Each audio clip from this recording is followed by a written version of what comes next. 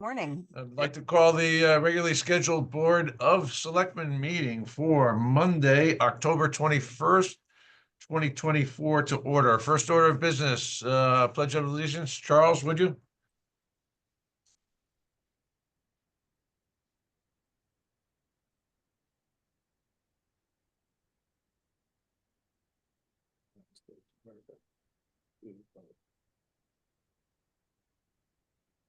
Really hear him. Yeah, Charles, we can't hear you. Your headset might be only partly plugged in.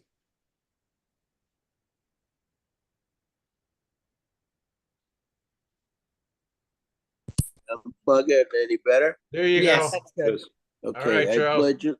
I pledge allegiance To the flag, to the flag Oh, of the United States of America, to the And republic. Republic for which it stands, one nation, under God, indivisible, with liberty and justice for all. Thank you, Charles.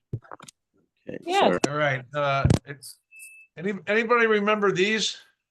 I I wore one think this that's the weekend. I think that's the last time we were doing all Zoom meetings, right? Having to wear these masks. I wore one this weekend doing leaves. Oh, my God. That was for the pollen, though. Different That's a reason, good right? idea. No, it's very dusty because it's so dry. Yeah. Yeah. Great. Yep. Okay, let's get on with the agenda here. Item number 2, public forum. Is there anyone wishing to address the board in public forum? Matt, we do have Debbie DeMusis came in. She didn't realize it was Zoom only, so she's going on Karen's computer to speak during public forum. Okay. Okay, hang on one sec. She's just getting situated.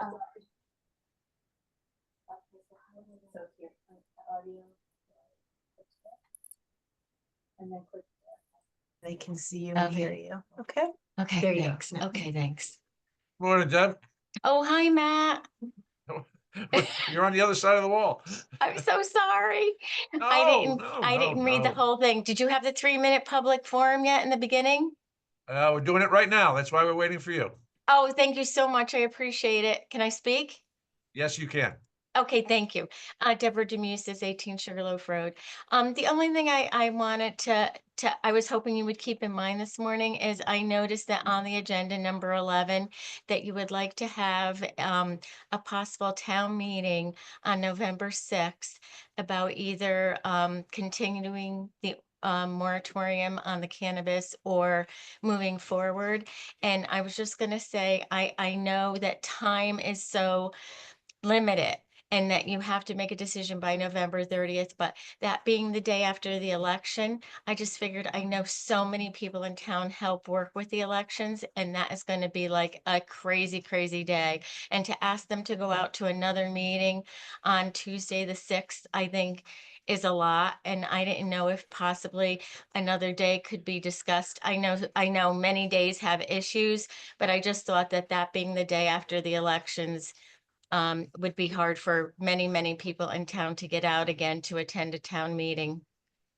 So I was just hoping you could keep that in mind when you make, Right. Okay. Right. Thank you, Deb. Okay, thank you. Bye-bye. I know. Anyone else wishing to address the board in public forum?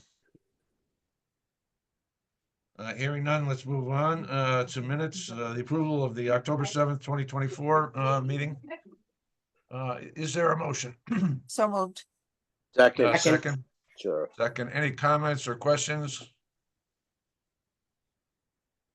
Nope. Nope. All right. Let me try your minds. All in favor? Aye. Aye. Motion carries. Item 4, Finance Director, Mary Jane. Good morning. Can you hear me?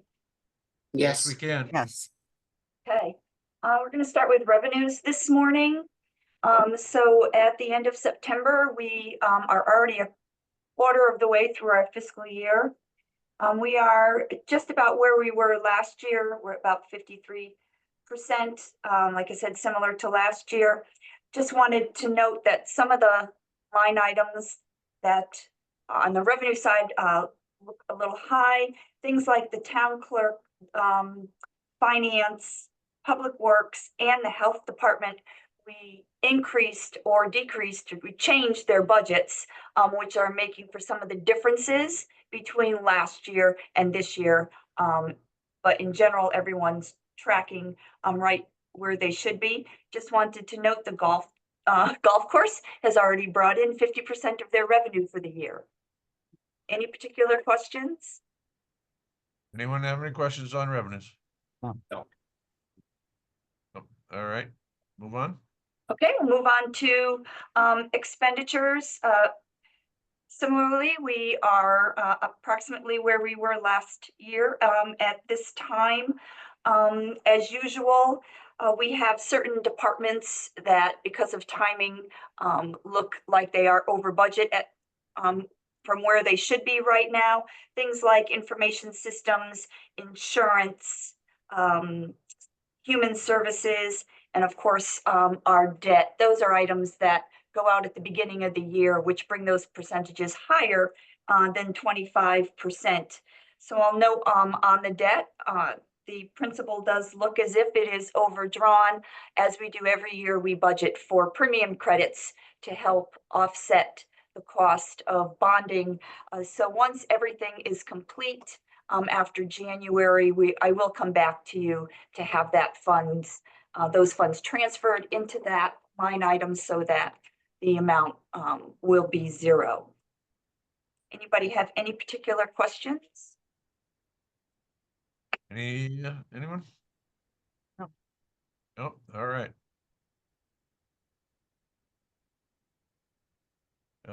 This must be your quarterly report on capital funds for the Board of Finance tonight, right?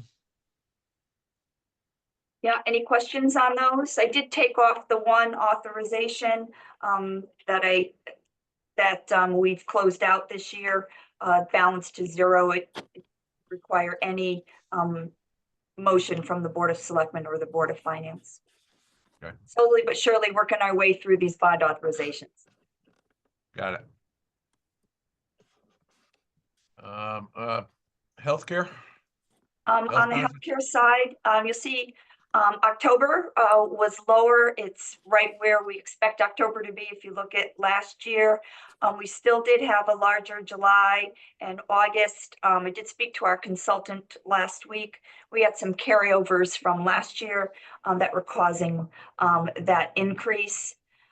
You'll see that in September, we still haven't paid another month of stop loss. If you remember last month, I reported we were waiting for credits due back from us for July. We did receive that. So when I report next month, you'll see that through October, we will be up to date on that. When we look at catastrophic claims, we are still 1 month behind on that. But we already have $125,000 covered by catastrophic claims. Our covered members went up on both total claims over 75,000 and also another one up covered under over 150,000. You'll see we are projecting $124,000 revenue in the fund balance at this point, but as you know, this account fluctuates up and down throughout the years. So, any specific questions on medical? Yeah, it looks as if with the stop loss premiums for the last 2 months having not been made, it looks like we're going to be in the red once those numbers once those numbers are realized. Yeah, yes or no. The budget will work itself through. It probably should be okay. Got it. I did have one question. Last year when we one of the things that we did was we utilized that lasering tool on have That we is been not able in to, the budget this year. it's not in the budget this year. There is no lasering. No. Okay, got it. Anyone else have any questions on the medical? All right, hearing none. 4.2, discuss and take possible action on end of the year transfers to close out fiscal year 23-24. MJ? So as I promised last month, I would be back this month with some final transfers. We can start with the undesignated fund balance. As of the end of the year, I am anticipating about a $2.5 million surplus, made up mostly of revenue, but also some expenditure surpluses. In order to keep us approximately where we were last year, we would need to keep at least $540,000 of the surplus in undesignated fund balance. Not wanting to cut us too close, we're recommending a transfer of 1.7 into committed funds today, broken down between technology, facility projects, revaluation, sidewalks, future debt, and health department projects. So I'm not sure how much in depth you want me to go into each of those, but I'll be sure to answer any questions. I have a question, it's Sandy. So you just said it leaves about 2 million available and you're recommending moving 1.7. So what about the other 300,000? Will that be part of, will that add to the 537,000? Yes, that would fall to unassigned fund balance. Okay, but that would make it a little larger than last year? It would make the, yes, percentage a little higher. We're at 12.9 currently. Okay. This would get us over 13. And I think as you recall, our target is between 10 and 15%, so we're making progress towards that 15% number. Again, Sue? Yeah, I have a question. I see how this request ties into the third attachment on board pack, which I appreciate. Thank you for doing that. So the third attachment, if we flip over to that, it shows how much we would have committed in each of these areas after these recommended allocations. I'd be interested in seeing, maybe not for every line, but for certainly some of the larger lines, what exactly we have in mind, or if we don't have something in particular in mind for some of these categories with the ending balances, what was the thought process as far as determining how much we should have in each category?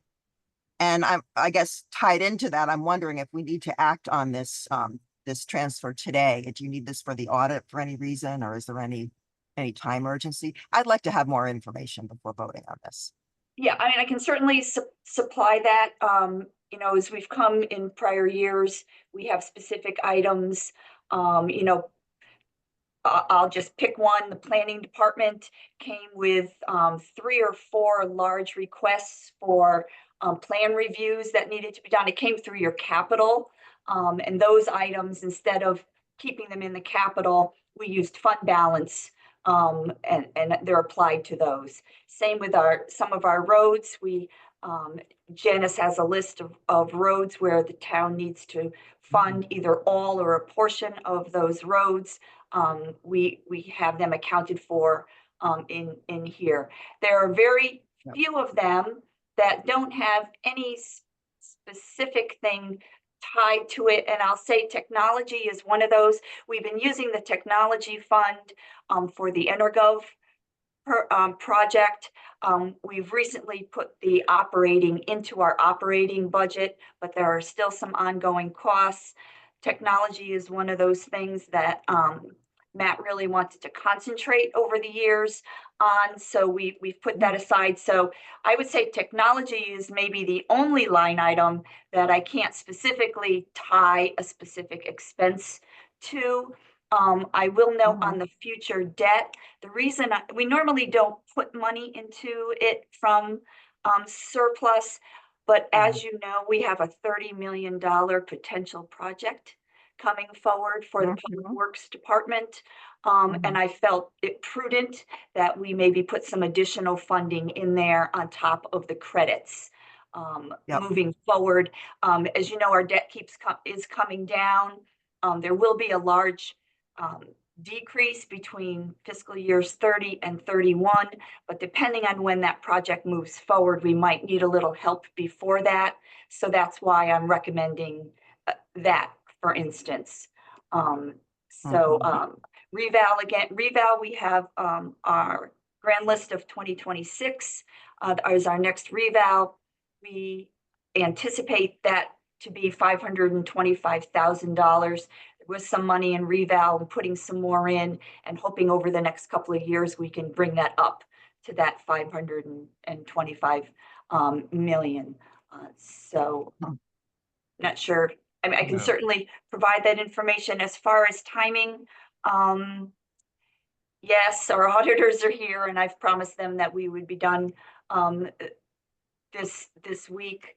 You know, since you meet the first week of, get my calendar, first week of November, I guess I could ask them to hold off, you know, putting together my draft. If you have any questions, obviously. Oh. Um, It's like a couple of little changes. I mean, I don't think I can't see that it would hold up their draft. It would be a change they'd have to make, but I would like to see something on paper about it. What I would do if I were presenting this is I would start with your recommended ending balance and kind of roll it forward by year. So when are we going to be spending this? In the cases where we need to put more in to reach a goal, like for reval, you know, how's the whole thing going to lay out? And kind of where I'm coming from, quite frankly, is that sometimes in government decision making, there's like this multi-step process, and you kind of lose track of things. Where we might approve this now, knowing that nothing is going to be spent without our approval, and I understand that. But then when it comes time to approve something, it sort of comes back to us like, well, you know, 2 years ago, you put that money into fund balance. So it would be helpful for me to see more of a concrete plan if we're taking $1.7 million and putting it in these categories. I don't know if Yeah, so- anybody else has thoughts about that.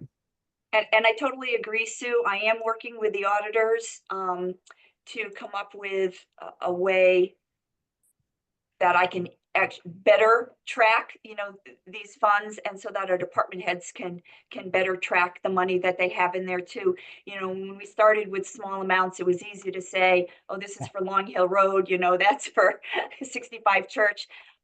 So I'm looking for a way that we can have these funds instead of just a line item in the audit, an actual document, Mhm. even if it's within Munis as a fund that we can use to track it in the way we do carried in force now. So Mhm. I'm looking for that as well, because I literally have, you know, spreadsheets and handwritten notes myself to Yeah. keep track of them. So I've gotten to that point where the funding, if we've, you know, if we're not doing it for a couple of years, like those planning projects, for instance, you know, I want to be sure that we keep the integrity of the numbers moving forward. So 100% on board with you as well. I don't have that ready for you today, however. Got it. All right. Yeah, so as usual, really good question. Let me just give you a little flavor. On the facility projects, I can't remember what our current budget in there, but this will significantly add to it. We are contemplating, you know, a series of things over the next couple of years related to our facilities. 52 Sure. Church Street is one of those. The old Public Works facility is another. We will be picking up the Lathrop House shortly as the Board of Ed moves into the other into the old science wing. Eventually, we're going to need to do something here at Town Hall because of the asbestos abatement problem that we anticipate having to deal with in short order, not short order, but in the midterm, which, you know, could be significantly expensive. So we can give you a list of these things that we're anticipating using these funds for over time. That sounds Janice has a list as long as her arm in terms of projects that are being contemplated and are needed. Some of which are in the 5-year capital plan. Some are going to be folded into the new 5-year capital plan.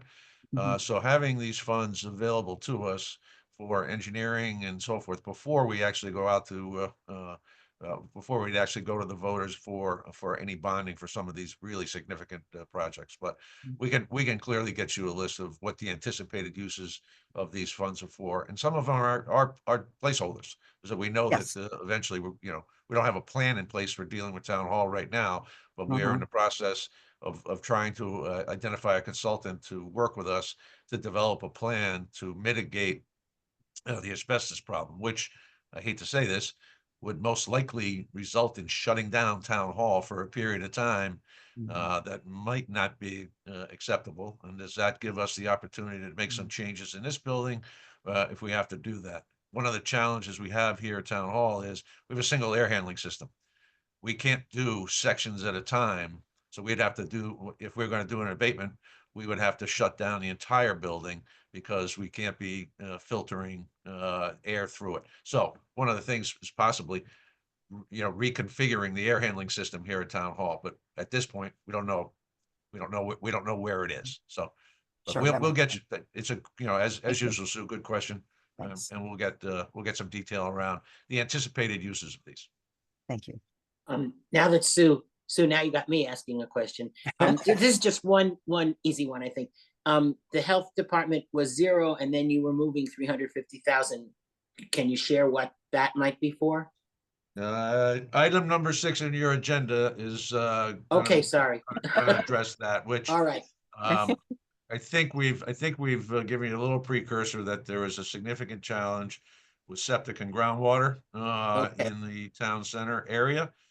In particular, the shops on the Whitfield side street and the parking lot behind it should come as no surprise to everybody. But since downtown has become sort of a restaurant mecca, there are significant challenges that we're facing, and Sonia can talk to that a little bit on her line item, because we're asking for a sizable amount of money to do a wastewater study, and it's contemplated that we would actually use these funds for that study. Okay, thank you. Matt, I have a question too, Sure, Lou. about a different section here, which is OPEB. I'm gonna start with the question I think I've asked before, and which isn't directly MJ, probably more squarely on us, which is, I imagine we're at a point where we're gonna start funding contributions to that item in the budget. We already are. We already are. But do Yes. you know how much that is? Just so that I have some idea. I'd have to look at, I want to say somewhere around 50,000, but I'd have to look. Okay. So the Board of Ed and the town are already budgeting into OPEB. If you remember, we're doing a laddered approach, so every year the amount's going to go up until we reach the level that we need to put in every year, and until the fund has probably no less than 45% in it when we'll actually start, using it. But if you're thinking to put, I would never say no to putting additional money into OPEB. It only helps the town move forward. Yeah, no, I got that. It's just that we've used in the, this particularly at the beginning, we had medical surplus. That doesn't look like we're gonna have significant dollars there any longer. I just, and the reason I asked, and I probably should have gone back and checked the budget. I'm trying to read the chart that you provided, which is very helpful. I just don't, and maybe that's just not on here, where the yearly contributions are. It is. No, because It's buried. You have to go into employee benefits, which is 00146.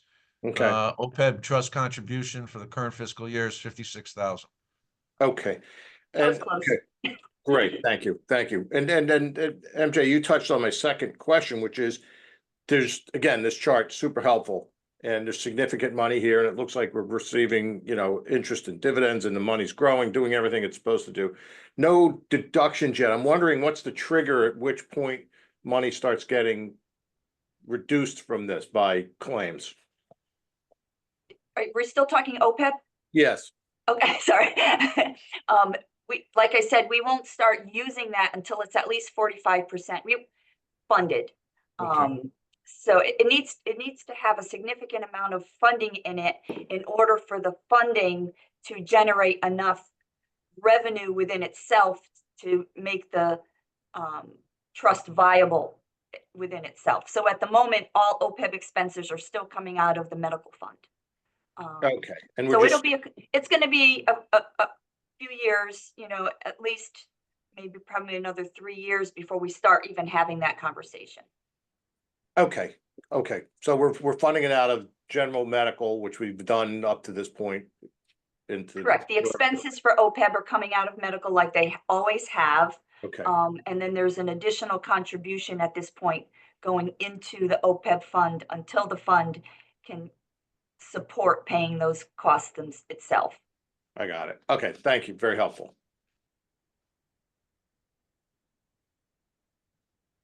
All right, anything further, on this? This is going to be presented to the Board of Finance this evening. I suspect they may have some of the same, questions, that have been raised here, so. And MJ, Are we going to hold off on this?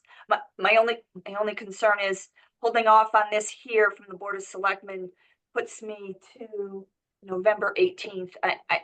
I hate to ask Sue to vote for something that she's not confident on. But I'll just need to know whether it's going to hold off. If we're going to end up holding off until November 18th. Could we have a special Board of Selectmen meeting Zoom to review these figures in the chart that Sue's requesting before the November 4th meeting, so that, but that wouldn't help you with the Board of Finance dates, It's right? not going to help me with the Board of Finance.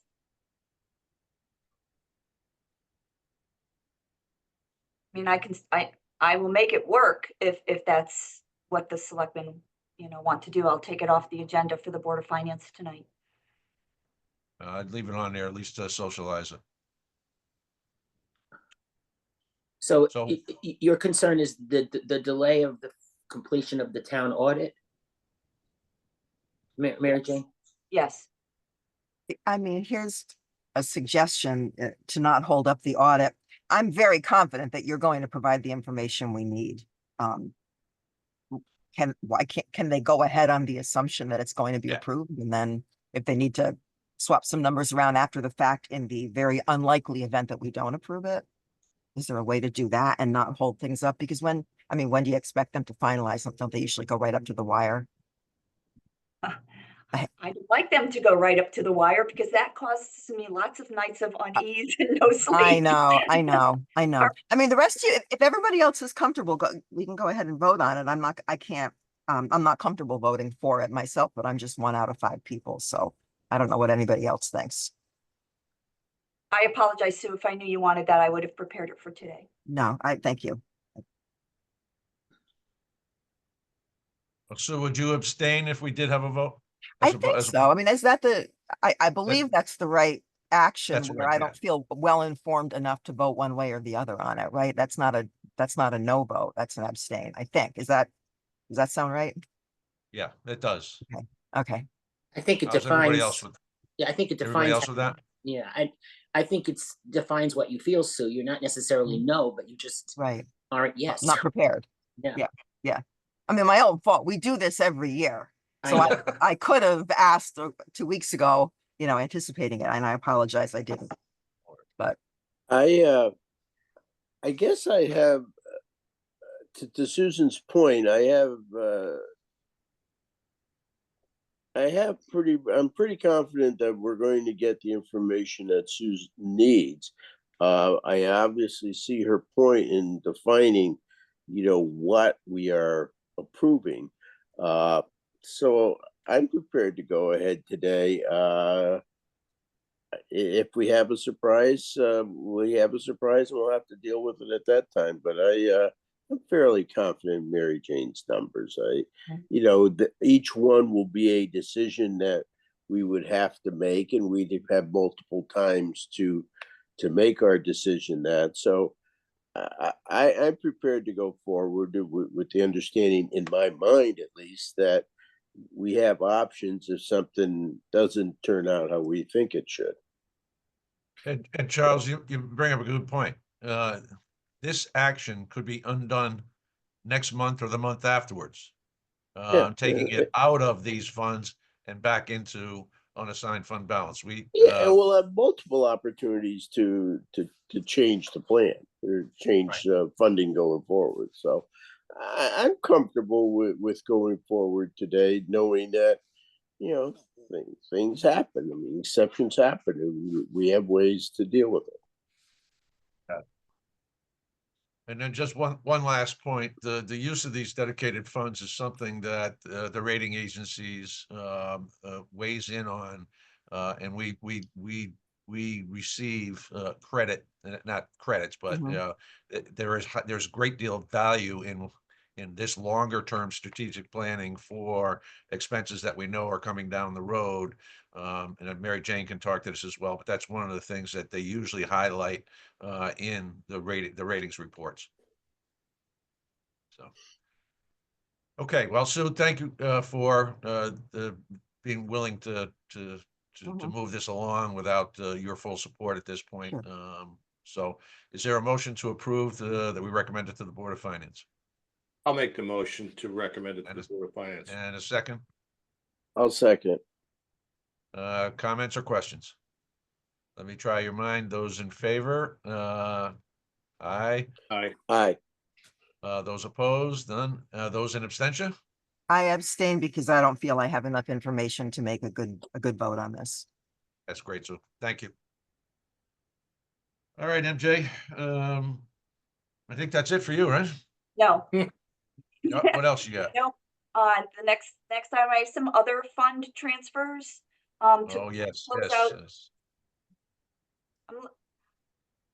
One of the things, as you should probably know about me by now, is that I like to finalize things, get things closed out, like the bond authorizations. So I'm really going through all of our accounts and trying to do that at this point. So first thing I have is in the general fund, all through COVID, we made some assumptions of grant revenues that we were going to receive from FEMA.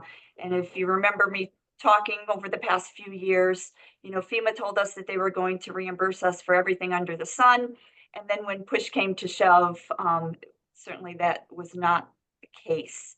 And just was not sustainable for FEMA. So we have $188,000 in our general fund under accounts receivable for dollars that we thought we were going to get grant funding from FEMA or other grants along the way.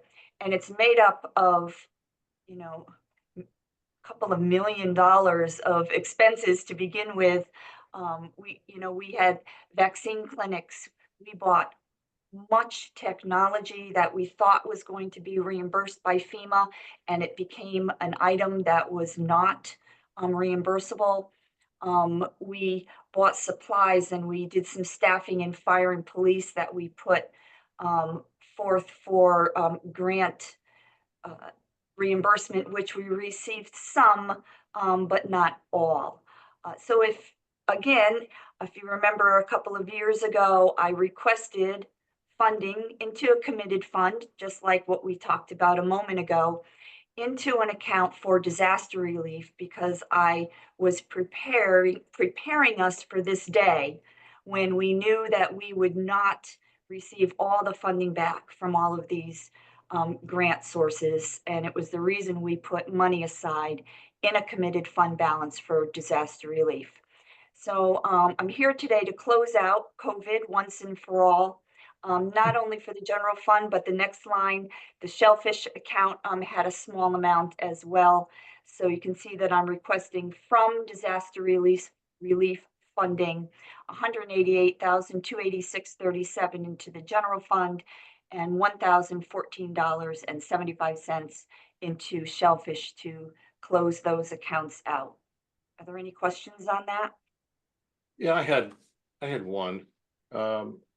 I just don't understand the transfer of 121,000 from sidewalks to sidewalks. Oh, okay. I'm just talking. Haven't gotten to that one yet. Sorry. Are there any questions on the COVID ones, the first two items? Oh, I'm sorry. No. Good. Okay. So the next one is I've come to you before and you've sent me with my tail between my legs and back to try to receive the money.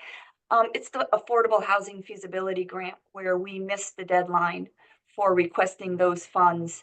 I have had meetings with two higher end officials from the granting source and have been unable to secure those funds. Those funds for that grant have long been closed out. So I'm here again asking if you would be willing to close that grant fund out using funds from unassigned fund balance. It's the $29,423.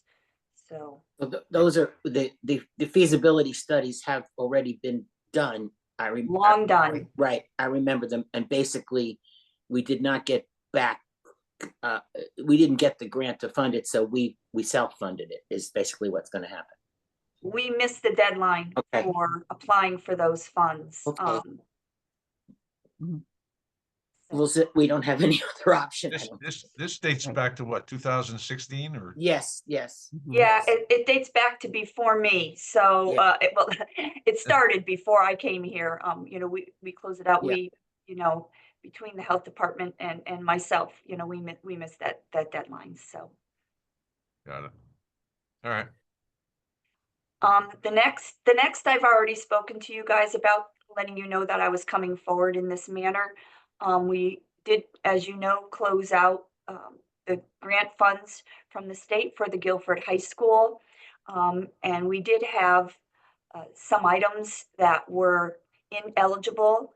They were purchase orders that were under our threshold of $20,000, small purchase orders that we did not go out to bid for. The state will not even contemplate reimbursing us for those because we did not go out to bid, and also some bonding costs that were ineligible. So obviously we have more funding in the bond authorization that this money is eligible to go out into the bond market. But for the amount it would cost us for that, to bond for that, and because we do have the surplus in the unassigned fund balance, I am recommending that we cover and close out the Guilford High School account in the amount of $221,896.23 from the unassigned fund balance or undesignated fund balance that I have written here. Any questions on that?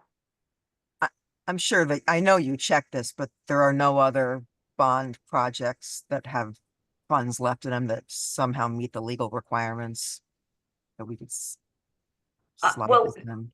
I have plenty of bond funds in the Guilford High School account that would meet the requirements for this bonding.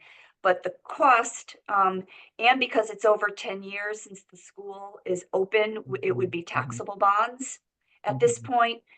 So Okay. after discussions with our financial advisors Okay. and our bond counsel, I'm making the recommendation of not to spend any more of the town's money on this than I have to, which is why I'm recommending it come out of unassigned fund balance.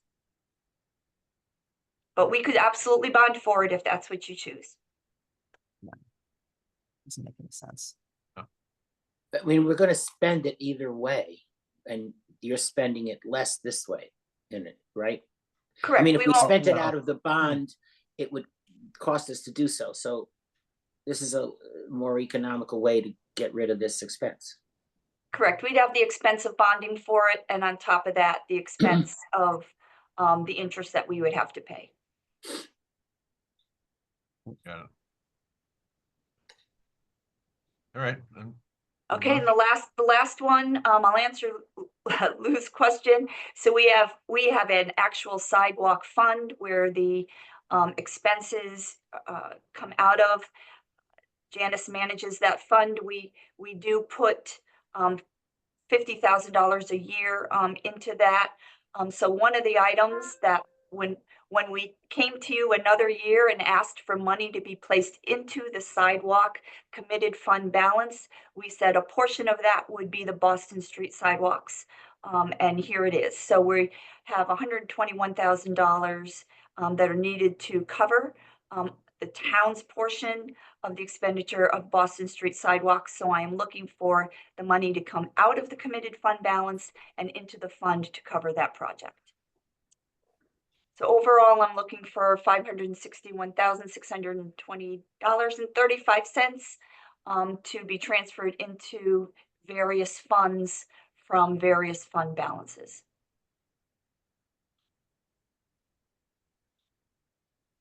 Thanks, MJ. That's really helpful. I mean, it's just really another example of forward planning, having resources available to deal with this problem, this type of problem, which is gonna certainly come up. And this is the moment when we're just allocating the funds from where it's been resting. Correct. All right, any other questions for MJ on this? All right, is there a motion to approve the transfers as delineated by Mary Jane on the document that we're looking at? I'll make the motion. And a Second second. it. Thank you. Any further comments or questions? Nope. Hearing none, let me try your minds. All in favor? Aye. Aye. Aye. Opposed, abstain, recusals? Motion carries. Thank you. All right, MJ.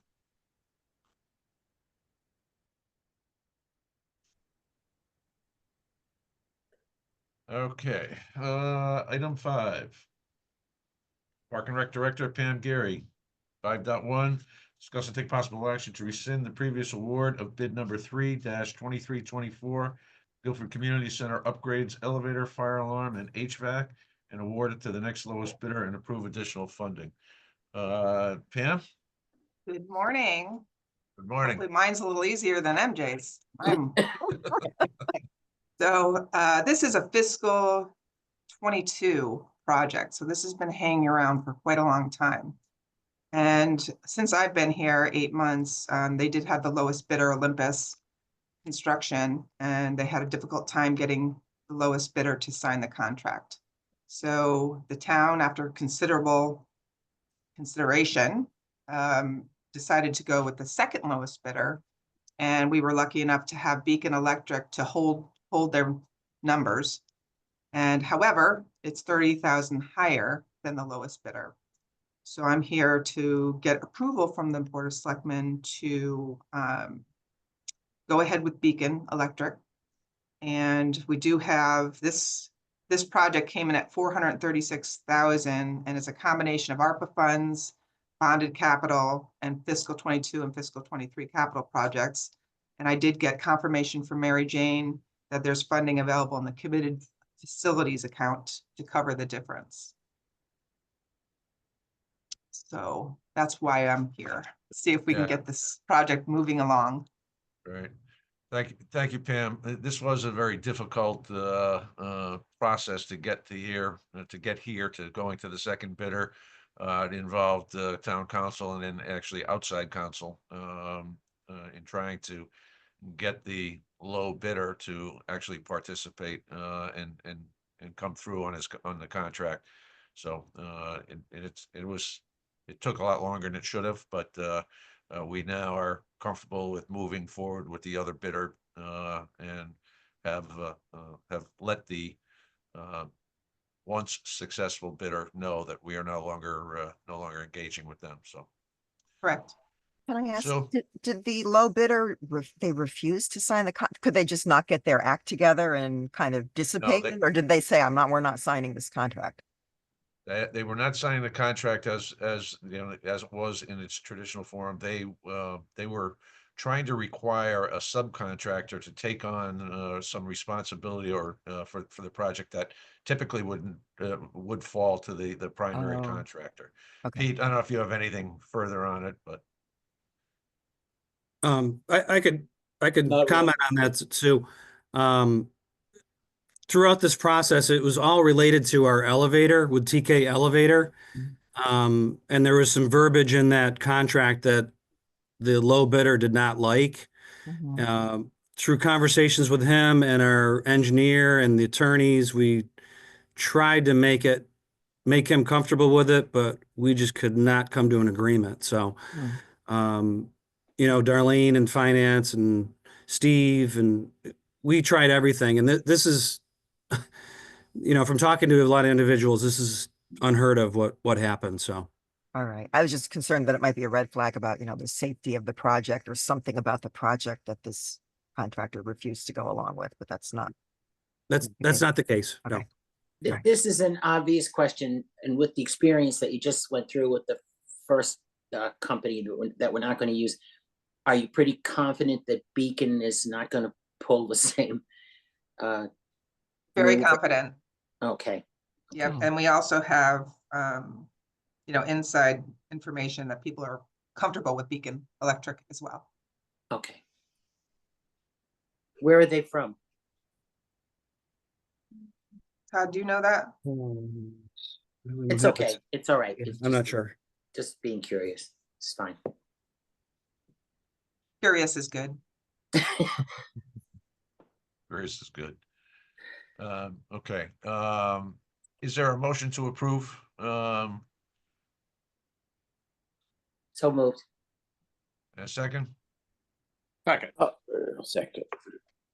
further comments or questions? All right, let me try your minds. All in favor? Aye. Hi. Aye. Aye, that's unanimous. Thank you very much, Pam. Yes, and I think it doesn't show it on the agenda, but I did have one other item. I don't know if the Board of Selectmen was approving for me to, Yeah, Proceed. there is one item, 5.2, discuss and take possible action on additional funding needed to upgrade the purchase from a Ford 350 to a Ford F550. correct. Want to talk And about so that? just to reiterate my memo, a year and a half ago, when they budgeted for a 350, they were unaware of the weight of the entertainment showcase stage.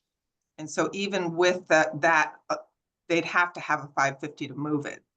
And they were unaware at the time when they did that, on top of the prices increasing as well. So with that, I did carry forth that we have some additional funds to cover this cost in the fiscal 25 irrigation controller by way of air card project. I think after the year of research, Tony felt a little uncomfortable about moving forward with this air card controller with receiving some indifferent information about that. And also the split drain fiscal 24 improvement project. We met with a vendor a few months ago who basically told Tony that the current equipment that we have will do the same work that this split drain improvement project was asking for. So he basically let us know that we could save that money and do it in-house.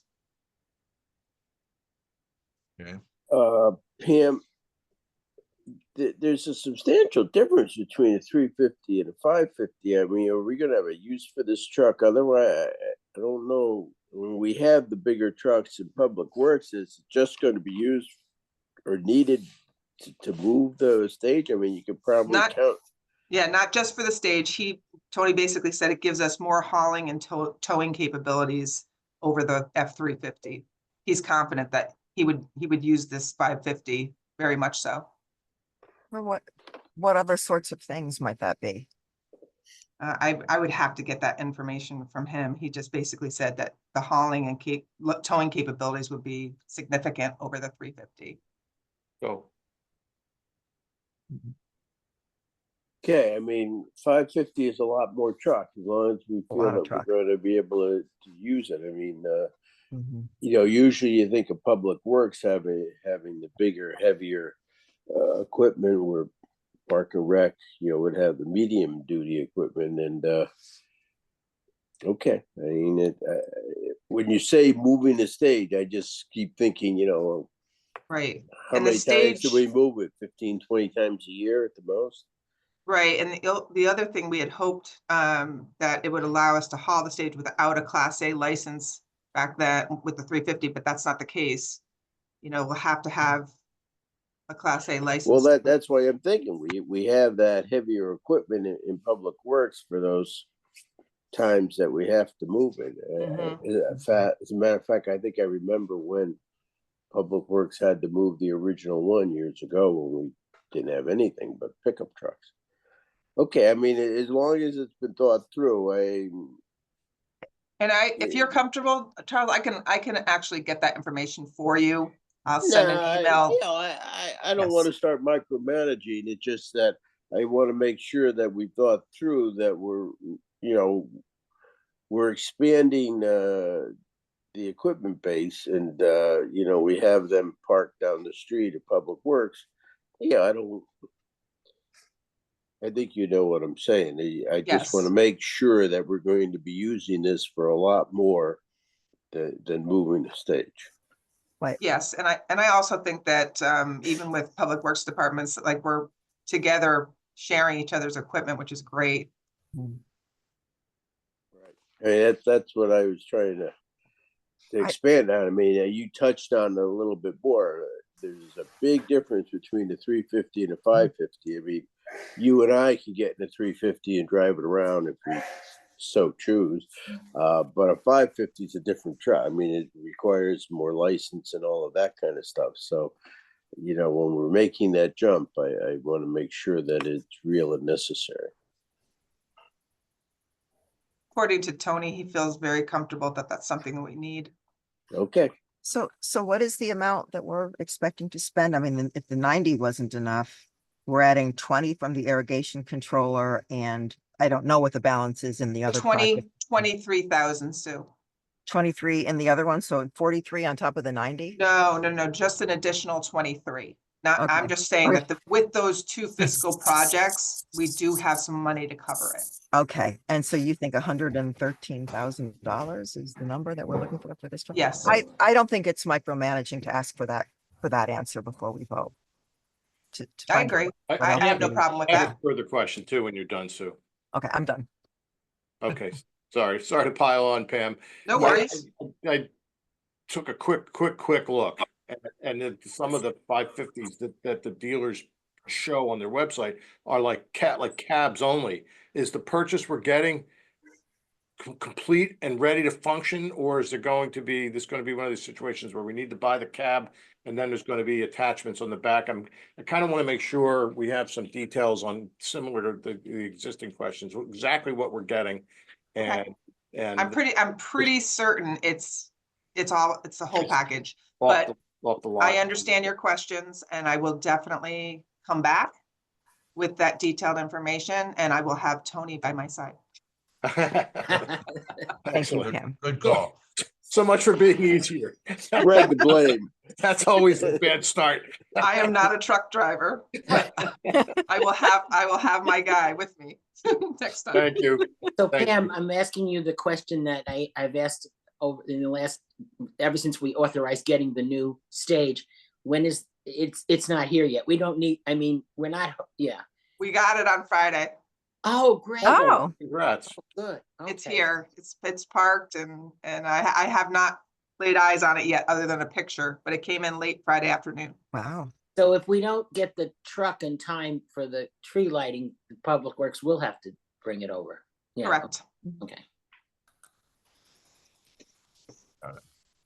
All right, is there a motion to table this item So moved. Second. in a second? Further comments or questions? Hearing none, all in favor of table? Aye. Aye. Aye. The motion carries. Thanks, Pam. Thank you. Okay, item 6, Health Director Sonia Marino, 6.1, consider and take possible action on Town of Guilford Center wastewater study and hydrological study. Sonia. Hello, everyone. Hi, Sonia. Hi, I'm coming to you to ask you guys for a bid waiver, and I'm gonna explain why. So not only is Restaurant Alley a restaurant alley, but it also has residential on top of it. I was recently asked to meet about the situation in the parking lot. With these intense storms, we've had quite a bit of sewage overload. I spoke with WPCA has Mark Lancourt, the engineer, and that had done a project for us prior. I had personally worked with him on alternative technology as well as conventional systems. We met and with some of the owners, and we identified that it's a hydraulic problem. We could try to clean the system as much as we want, but we have too much flow, whether it be stormwater, sewage. I mean, it's a combination of factors, right? So the other thing that we found, though, is that there is some area that we might be able to use on land, and I will let Matt and John speak to that. Before we can go around fixing systems, though, we really need to figure out what the root of the problem is. The last thing we need is to have these systems breaking out again. We can't keep on band-aiding the systems. And the systems now are to a point where it is coming to a public health concern. It's a nuisance. The sewage breeds viruses, pathogens, the whole bit. This study that we're talking about is limited in focus. It is only directed at this one particular problem, being the restaurant alley with all the impervious surfaces as well as the hydraulic gradient that's going to look at. The reason why I'm asking for a bid waiver of this specific project is because the wet season is between February 1st and May 31st. If we don't get into that, if we don't get the wells in by then we'll have to wait another entire year. Also, John just sent me an email that we can also do the soil testing soon. We're facing the holidays. This is going to be a problem with more intense storms. We know that's happening. It's dry now, but I'm pretty sure you guys all know the wet season this summer. These systems are totally overloaded. And right now, the Connecticut general statutes are being amended, so we don't even know if it's going to be conventional versus alternative technology. This study is to find the background problem, the issues of the hydraulics on the site. And if we go to a different site, will those issues be the same? That is why I'm asking for a bid waiver. The total cost of the study is $91,800. $25,900 is for the engineer, and the other $65,900 is for the hydraulic study, which will be about 4 monitoring wells. We here in the health department and WPCA are also working on the background information. We've gathered it all for the engineers so that we don't have to do that as well. And we've been working with them. I can answer any questions you'd like. I don't have any issue with finding an answer to the problem and everything you're doing in that respect. My question is, I understand why the town's responsible for stormwater, but why are we responsible for the septic from the restaurants and the apartments? So the first thing is that this is just a study. It's not about fixing the systems yet. So I don't know how that's going to play out. There is no room in that area. I can't go understand anywhere. I understand that's what we're trying to find an answer to of how to fix an existing problem. But my question is, I don't understand why the septic for the restaurants and the apartments are a town responsibility. It would seem to me that the owners of those properties would have some responsibility in this study and ultimately in the fix. I'm trying to understand. So we are under pollution abatement orders with DEP. This is something, the studies are something that the WPCA is going to have to do a lot of. It is about identifying underlying problems before the fixes. We have an entire shoreline that's on septic systems. So this is just one of a few things that's going to start happening. But this particular problem is if it starts raining again really hard, the systems break out, you have residents up on top of them, right? And you also have the restaurants, which would mean closure. You can't, the fact that it's got so saturated right now, the ground's beautiful. The green is beautiful. I'm sure I'm not the only one who smells sewage.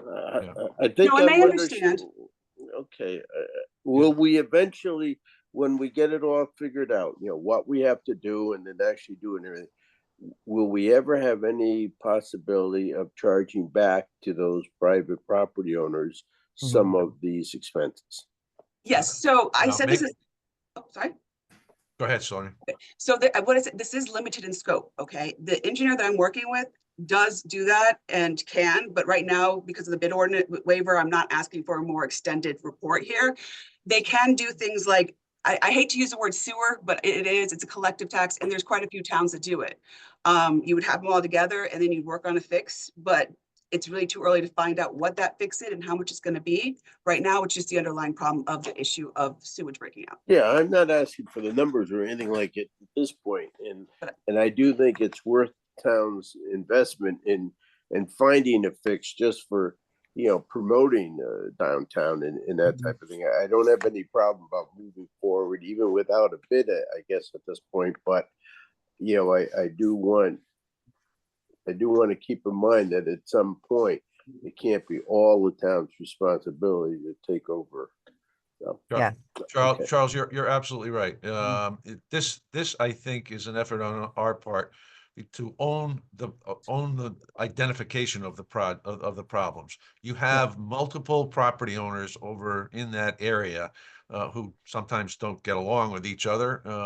And this, as Sonia mentioned, this is bordering on a potential health crisis, okay, which we need to understand. And we have responsibility for that because guess what? We approved all those septic systems at one point as well. Yeah, Okay. we have to get ahead of it. There's Right. no question Yeah, about that. but the potential solutions here could involve a very delicate set of negotiations with those respective property owners, and could result in the creation of a sewer taxing district, specifically for those property owners who will be impacted and be able to take advantage of a more comprehensive system or an improved system.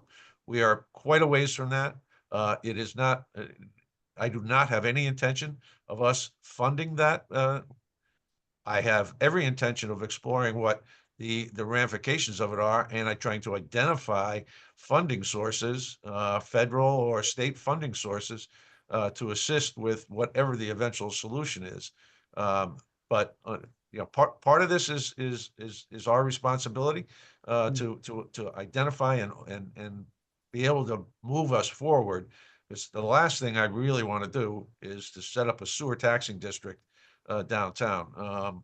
Sonia mentioned that we've already started talking to the Catholic Church.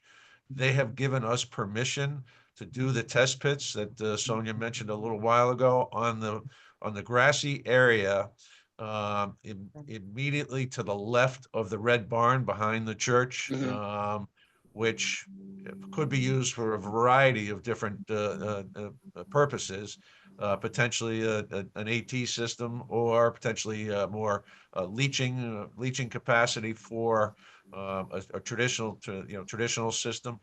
And the word is system or systems, right? Because there are multiple privately owned systems there. And this is eventually going to take a little bit of threading the needle in terms of negotiating.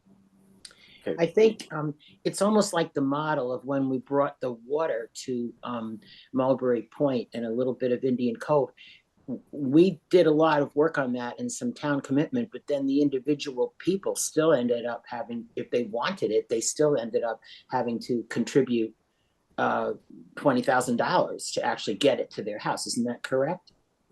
Yeah. So it's kind of the same thing. The town did have capital outlay. Yeah. But I mean, it was both. It was both the private property owners and the town, and the commercial people now, they're probably, I think you said in one of these documents, they're having to pump out more than they normally would. So there's going to be some balance of costs there. I mean, it's going to take a while to figure it out. But. Yeah. Matt, I think you've answered my question. And, the town will be acting as a facilitator. I just want to make sure that, what you've already, and Sonia's already explained, that, it is something that you are thinking about going forward, because it is going to make those properties more valuable and everything, but it's the beginning of it. So, yeah. Right. Yeah. At the risk of repeating here, I think it's important that we go ahead and address this. It is a health risk. And I mean, let's face it, it's our town center, and we know that it's in a low spot, and that affects everything from public works to the emergency center at the community center. So I think we need to get on top of it and figure out what's going on. On the other hand, I think we should also keep in mind that maybe having all those restaurants in that little concentrated area might be somewhat of trying to fit a square peg into a round hole here. Having had dinner out a weeknight last week and couldn't find a place to park in town. It was crazy. It was wonderful. There's just such a great vibe down there, but that's a big change over, 10 years ago. And it might not. We need to be aware of that. Yeah. All right.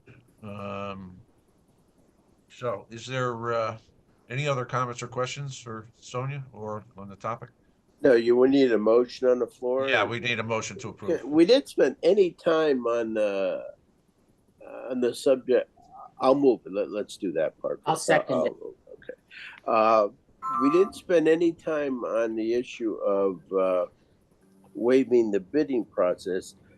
Did I miss the Y4 of that? Yes, so both state agencies, the one thing that they do agree on is the wet season. The wet season is February 1st to May 31st. We also need to do soil testing before then. This is all coming quick. If we don't get it, the monitoring wells in and start reporting on it, then we'll have to wait another entire year. So, and there are a couple of things. This gentleman has, that we're working with, has done work for the WPCA in the past. And these are professional services, as well. So I think they all fall within the bid waiver classification. And also What there's is one the other number? piece.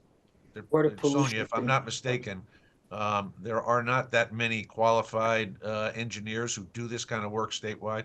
Yes, so Mark Lancourt has knowledge of alternative technology, advanced treatment systems, as well as conventional. We don't know which way this is going, but we need to find out the hydraulics of the property. So he has experience in all three, and I've worked with him on other towns as well, but there is only 2, maybe 3 that have combined experience such as this. What is the number? Oh, I said 91,800, 25,900 is for the engineering services, and 65,900 is for the monitoring, the hydraulic study. So combined 91,800. Hence the moving over of the 350,000 from one, the one fund to the other. Good. All right, we got a motion and a second. Any further comments or questions? Hearing none, let me try your minds. All in favor? Aye. Aye. That motion carries. Sonia, thank you very much. Item 7, Public Works Director. Pinch hitting for Dave Castro is Janice Blasiak this morning.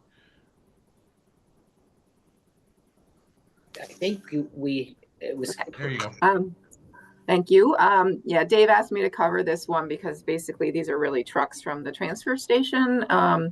There's a truck that's been with a tree growing through it in the back of the metal bin tucked away for as long as I've been here, and much longer, I'm sure. It's a 1970s vintage truck that we should just dispose of because it hasn't been in use, will not be in use going forward. So it's been abandoned on the site.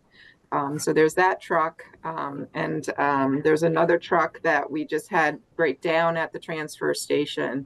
That's it's our orange and black truck that we use to pull the trailers out. So we're going to Deb, would you please mute? auction that one off as well, because it's not repairable, and we have a good option that the mechanics have come up with a truck that's available from the Public Works fleet that they no longer need, that will have it fit out so that it can then be used with a fifth wheel to pull our trailers up at the transfer station. So there's 2 trucks to be auctioned off with your approval after today's meeting. So Janice, who's going to buy them, or do people buy them for parts or what? I'm sorry, I didn't hear you. I'm sorry. Who would be buying this truck with a tree growing through it? I mean, or do they buy it for parts or antique collection? Or I think it's really going to be, if anyone purchases it, it'll be more for scrap metal. Scrap metal, okay. And if no one purchases it, then that's what we'll likely do. But we'll have to auction it first to see if there's any takers. Here's a funny story about that. The last time we had a discussion, or I had a discussion about that truck out back, Phil had, the previous Public Works Director, had gotten rid of a bunch of other trucks back there, and I asked him what happened, why not that one? And at that point in time, he said they had started it up and it still ran. That, 10, 15 years ago now.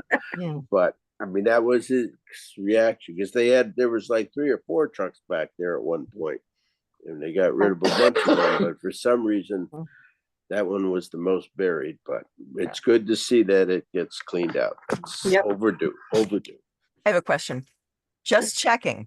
Is there a historic vehicle commission that we might get in trouble with if we dispose of a vehicle truck? That's not funny, Susan. Sorry, I couldn't resist. Well played. In this political season, that's not funny. It's not visible for public view. So okay. Disqualifies. No, well, and how about the tree? Do we have to We'll try Notice and the save the tree tree for as best cutting we it can. Or we'll have the tree warden up there to mark it. All right. Now we're being sarcastic. That's not yeah. right. All right. Is there a motion to approve? So moved. Second. Second. Thank you. Try your minds. All in favor? Aye. All right. Aye. That motion carries. I jumped out of order. I was working off an old agenda, so we'll go to Janice to finish since she's here, and we can release her, and then we'll go back to Chris Massey on the police department. So Janice, public hearing. Yeah, so looking at the town ordinance, it says you may call a public hearing when there's a petition or a desire to construct new sidewalks. You don't have to do this, but I think we have 3 projects that we've been working on that I think it would be kind of a good idea under the guise of you hosting the meetings. In the past couple, I've hosted the meetings as public information meetings, which are required by our grants typically. But particularly in this case, we have Long Hill Road, where we're looking at an extension of pedestrian improvements, and we're doing phase 1, which I would consider from Hubbard Road up to New England Road. And it includes not just pedestrian facilities, but also consideration of bikes and also some traffic calming and roadway improvements. In that particular case, that project, we've consulted with Stantec and Safe Streets Task Forces utilize their money for these studies for Long Hill and North Madison to come up with a plan to really address, traffic calming and pedestrian bike safety. And there's an option in this particular project where there's a sidewalk and bike lanes on the road, or there's the option of a 10-foot trail adjacent to the road that would accommodate all users, including bikes and pedestrians. And I think putting this out to the public, we would notify adjacent property owners of the meeting. It's good to get feedback to really make the final decision. I know what my preference is. I think I got a preference out of the Safe Streets Task Force and all that. But I think this is a first phase of a multi-phase project to head further north on Long Hill. And I think we really want to vet this one out to make sure we're doing the right thing to start. So that's Long Hill Road. North Madison Road, we approached that more as really a sidewalk project, extending sidewalks, to the school, both east and to the west. There's always the ability, once we get further into design, to make some tweaks in certain terms of side of the road where it may make more sense. But we have a good concept plan right now. And there may be some traffic improvements at the intersection of Malpas and North Madison as well. This project ends up with a couple or a few mid-block crosswalks. So, I think getting it out to the public and certainly in the neighborhood is worth doing. And then, what was the other project? Boston Street. Boston Post Road. As you know, we Connectivity received grant. Yeah, we received the connectivity grant for that project. And we have a good concept already developed in order to gain that grant, and it's to extend the sidewalks where they ended on Boston Street all the way to the town line. And so, the thought being that under a public hearing hosted by the Board of Selectmen might be a good approach to really have the community outreach on these 3 projects. I think it's a good idea, particularly number 3, the Boston Post Road extension to the East River, which I'm totally in favor of. But, that was brought up 6 or 7 years ago, and it was quite controversial at the time. Are you just proposing now just a sidewalk from Boston Post to the East River? Not a trail, okay. Right, yeah, that particular project would be just a 5-foot sidewalk continuation of what we constructed on Boston Street. So it's different than what was being proposed, several years ago with the funding from the Greenway Trail. But I think a public hearing is good because I'm sure that this will spark some conversation on the Facebook groups, et cetera, which is fine, but this way we can be clear as to what the plan is, you know? Right, right.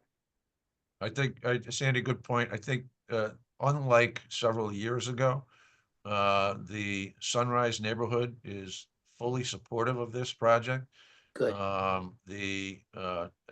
think a number of folks in Sunrise were actually in favor of the trail, Yes, but it was wrapped into the overall approach taken by the Shoreline Greenway Trail folks, and some resistance to right, where potentially the path was going to be in other parts of town. So right, right. It was all, yeah.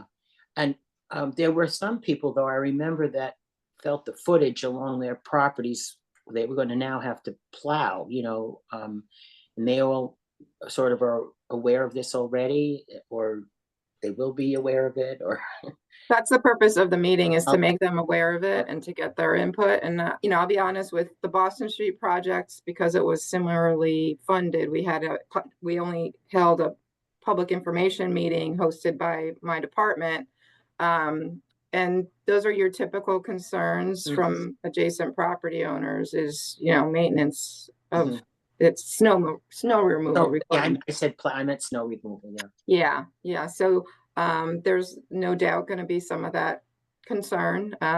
But, you know, it's really to put it out there and make the decision for the town to move this forward. And so, you know, in the past, we just did a public information meeting, but I think it really may be best to do the public hearing process if you're in agreement to, you know, because you are the final decision makers on the extension of sidewalks. So we had one member of the public request that we change the date, but I don't know if that's, you know. well, Yeah. that was related to cannabis. I think that might have been confusing a couple of agenda items. But Okay, it was a good point, though, that this is the day after the election. I don't know that if that will affect attendance or it being on anybody's radar. And I know I'm not The gonna room be there. availability was really limited at the community Yeah. center, which is why that date was chosen. That kind of dictated the date more than anything Oh, else. I see. is there a, Janice, is there a pressing notice, not notice, I mean, would you like to get it, have the hearing done by November 6th because of trying to move forward with this, or? Yeah, I mean, we are trying to schedule all this work into our, you know, duties over the winter to get some of the design work done. But I mean, there's, you know, if we waited a little longer, that's, you know, no problem. It's I mean, entirely up to you to set the date. I just Okay. don't want to get too far, you know, too far along before we make the decision to move these things forward. I Yeah. don't know, I personally can't make it that night, but I'm not asking to I change it for can't for make it me. that night either. Yeah, Okay. I'm not asking to change it for me, but No, yeah, I somehow. have no. We could certainly do it later in the month or in December if that, you know, I'd prefer to have Sooner rather than later. available. While we're piling on, I'm not around on the 6th either. Sorry, just scheduling. So yeah, you folks set the date I that works think, for you. you know, I think we're all leaving the country, you know, I don't know, no, just kidding.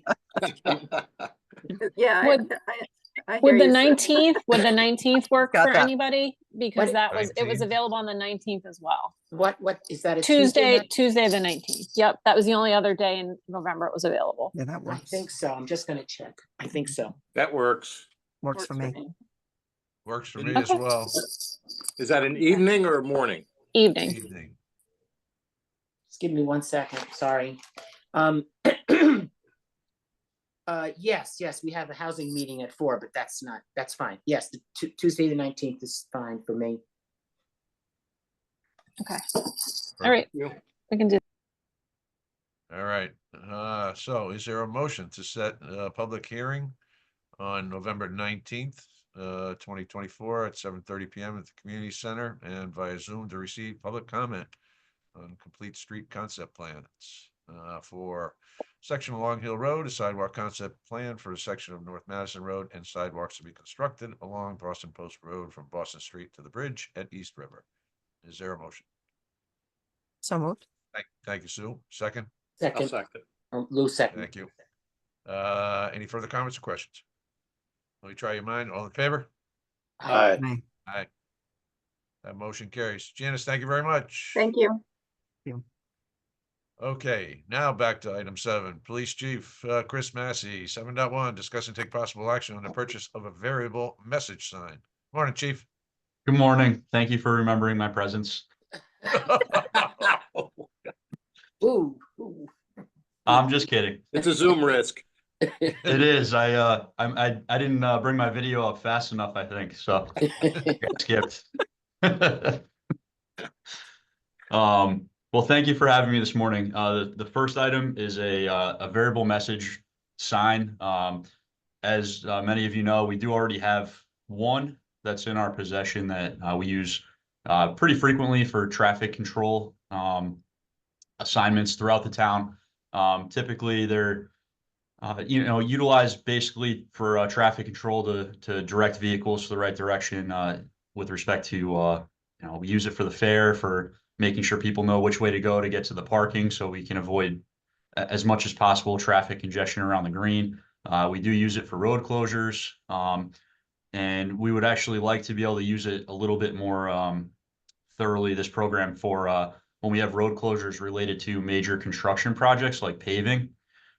With that, I spoke to Mary Jane, and we were able to carry over some funding from last fiscal year that would help cover the purchase of having a second sign, which would be important for advertising and also then being able to close roads appropriately for projects that we're assisting the Department of Public Works with. In particular, I would use the example of State Street is going to be closed within the next couple of weeks here to pave. And it would be advantageous to be able to have signage for projects like that, where you're actually able to have the sign displayed for 2 directions of traffic. And also, when the road is closed, you can have a big sign on each side of it saying that the road is closed and where to go. The signs are very versatile. So we did go out and get 3 written quotes from different vendors, and the best quote was also the same vendor that we used for our last purchase of a message sign, and that total was $18,300. And I'm respectfully requesting permission to spend that money to order that sign. All right, is there a motion to approve before I'll discussion? move it, Mr. In Chair. a second? Second, Good. I do Any have one comments or question. questions? Yeah, I Sure, do. Charles. What's the lifespan of one of these signs? If we keep them in good shape, I think we can probably get at least 10 to 20 years out of them. I think it really depends on how they're weathered, certainly. But as with technology, as you know, anytime after 5 years certainly becomes a gamble with any technology. But we're hoping to get at least 10 years out of these, and hopefully, if we keep them in really good shape, we can keep them for a lot longer than that. There's a lot of technology on board with respect to how the sign works, and with the little computer on there to put messages in. So certainly things could come up with that. But so far, so good with the other one. That leads me to my second question. Seeing as we're probably going to go ahead with the same vendor, the programming of the message is literally on the sign itself. It's not done remotely or anything like that. Yes, sir. Yeah, we tow the sign out to a physical location, and then we get it set up, and then whomever's deploying the sign actually has to manually enter on scene whatever that messaging is going to be. There's some pre-programmed things in them, but typically whoever's deploying the sign has to put the appropriate message up before leaving it. I don't want to get sidetracked into it. How are they powered? Batteries or something? So it's battery powered, and there's also solar capability on these as well to keep them charged. According to the lieutenant who actually got this quote, these signs, the batteries actually last a very long time.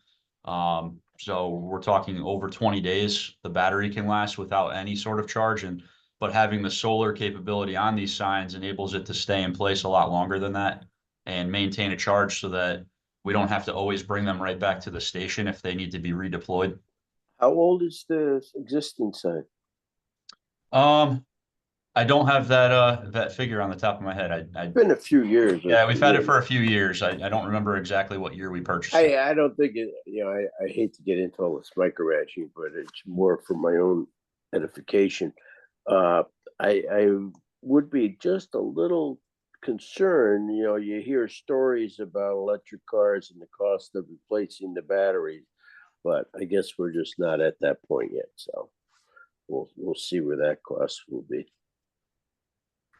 No way you can change that, so. All right. Anything further? All right, let me try your minds. All in favor? Aye. I That motion carries. Okay. Item 2, consider take possible action on a mobile license plate reader, which would be sole source and using ARPA funding. Chief? All right. So as many of you know, over last winter, we had a very large tree fall on one of our patrol vehicles. That vehicle happened to have one of our license plate reader units on it. We had a program where we were running 2 of those on patrol vehicles. License plate readers support patrol and also investigative functions on the back end. They're able to identify to the officer if it's an unregistered vehicle, if it's a vehicle that's stolen, if there's some sort of missing person alert or amber alert or silver alert that's tied to a specific vehicle. It'll give the officers an alert as they're driving by it, and enable the officer to then actually review that data and then potentially interact with the vehicle, depending on what the alert is. We certainly want to try to obtain and have a second working LPR system again, as the last system was damaged. We found that working with the vendor, they no longer supported that model that had been purchased back. It looks like we implemented those in 2019. They were no longer able to replace that part that was damaged. So their recommendation was that we have to try to obtain a new one. So that's what I have in front of you. The cost of implementing or to purchase one of the newer systems is $18,276. I did talk with Mary Jane about this, and there's some ARPA funding available to be able to cover this.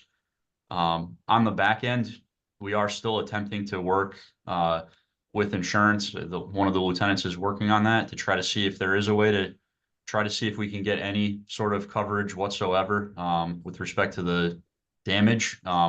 However, it was a part that was damaged on the system, so we're not sure how likely that is that we're going to be able to get any funding through insurance that's going to be substantial to cover the entire cost of a new system. But ideally, we'd like to try to get this system back in place so that we have at least 2 patrol vehicles that are equipped with the mobile license plate reader, particularly with spikes in motor vehicle thefts and car break-ins and things like that. We certainly want to have this technology out in town working evenings and midnights. So. Thank you, Chris. Is there a motion to approve? Yeah, I'd like to make the And a motion. second. There we Second. go. Comments or just a- questions? Just a side question, I remember with the tree in the car, was the whole car a total loss, or was that able to be repaired? Oh, it was a total loss. So, and we did get some money for the vehicle, this piece of technology. We were really hopeful that we were going to be able to try to replace, Yeah. I believe it was one of the cameras that had been damaged. But unfortunately we weren't able to do that. So, Yeah. we're still going to try to make the attempts that we can. But it's not likely. So. All right. Any further questions? Hearing none, let me try your minds. All in favor? Aye. Aye. That motion carries. Thank you, Chief. All right. Thank you. Have a great morning. You do the same. I know. All right. Item 10, Economic Development Coordinator, John Trudis. Good morning, John. Good morning, all. Just a couple updates. Economic Development hosted a business resource fair for local business. Guilford Guilford Business at the Community Center. We had over 20 agencies there, from local agencies to state. A variety of resources were presented, everything from pension plans to staffing agencies, so on and so forth. Several local business owners attended.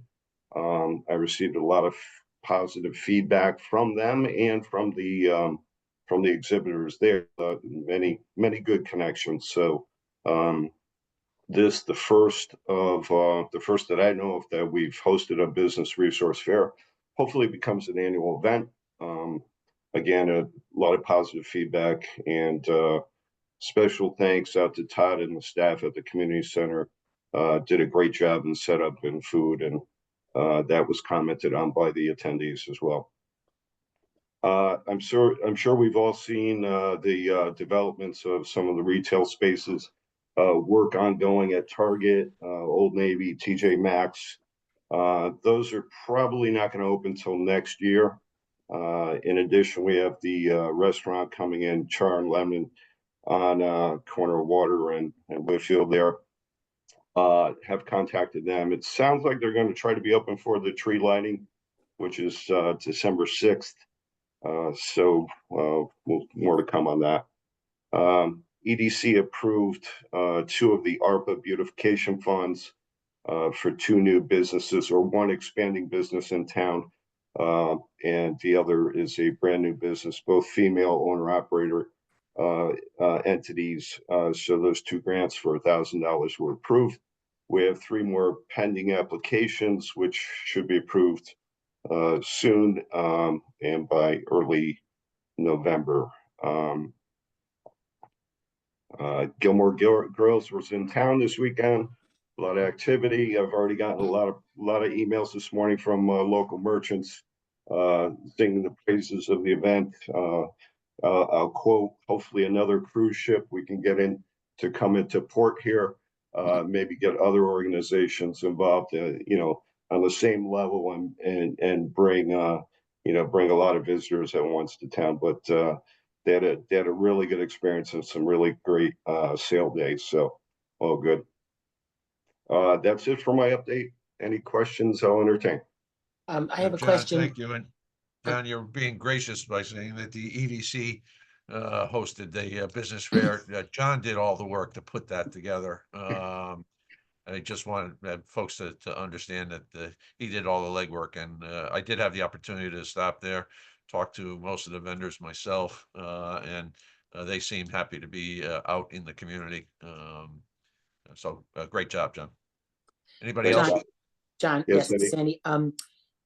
The former Baloo's restaurant, we were told that there was a local business that might move into there, but when I drove into the parking lot the other day, there was a big sign that said retail space or something.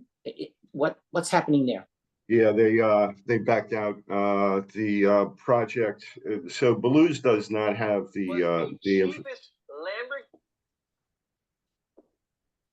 So Baloo's does not, the building there does not have a hood system in there. So the merchant that was going to go in there backed out, felt it was going to be too much of an investment, too much work to rework the inside. It essentially would have been a gut job on the property. So that remains vacant at the moment. So that's the update on that. I should add that the site next to the Place restaurant on Route 1, that's going to become a Anytime Fitness Club. That building will actually be significantly renovated. Not sure when the work is going to start. I believe they've gotten through all their building and zoning permits on that, but that's what's going to happen at that location. I forgot to mention that earlier. So, any other questions for me? Anything else? No. John, thank you very much. You're welcome. Thank you. Have a good day, all. Thank you. You too. Thank you. All right, item 11, discuss and take possible action on an ordinance related to cannabis and set a public hearing date for either the adoption of an ordinance or an extension of the temporary moratorium. I think it's safe to say that our workshop last week was pretty productive. And I think I can say that this board is leaning towards prohibition on retail sales of cannabis-related products. I don't think we got to a final decision on the other lines of business, but yeah, I'd open it up for comments. I was fond of a saying, which I said I was not going to say, uh, about I'll change it, in for a penny, in for a pound. Is that better? Better. So, but nonetheless, I believe that this board is comfortable moving a proposal forward, an ordinance forward that would ban retail sales and retail sales only, unless I misread the room last week. Comments? I think that you're summarizing that workshop correctly. Okay. I agree. Yeah, I agree too. I would be interested in further input on the other potential business categories before we make any decisions there. Okay. Which is why we're still moving forward. So whatever we need to do to protect the status quo and come to without dragging this out indefinitely, because I'm close on many of the other topics, but I just want to make sure somebody doesn't have, because a lot of the focus has been on retail. So to the extent that there's further input on those that anybody else has, it'd be helpful. Hopefully we'll have one more meeting where we get some input and we can reach final decisions across the board. The question there is, timing.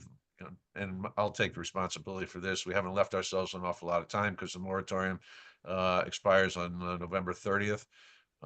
So if we're not going to have a fully baked ordinance for a public hearing a couple of weeks out, sorry,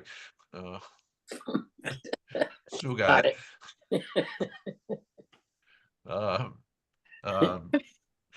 We potentially leave ourselves exposed, although Pete and I have had a conversation on the heels of our meeting last week where we talked about the other usages, the other business types, and we're planning on putting together something that just summarizes what those are. I think you all have documents indicating what those are. So if you had an opportunity to look at that and see which ones that you felt might not be appropriate, we could certainly talk about that.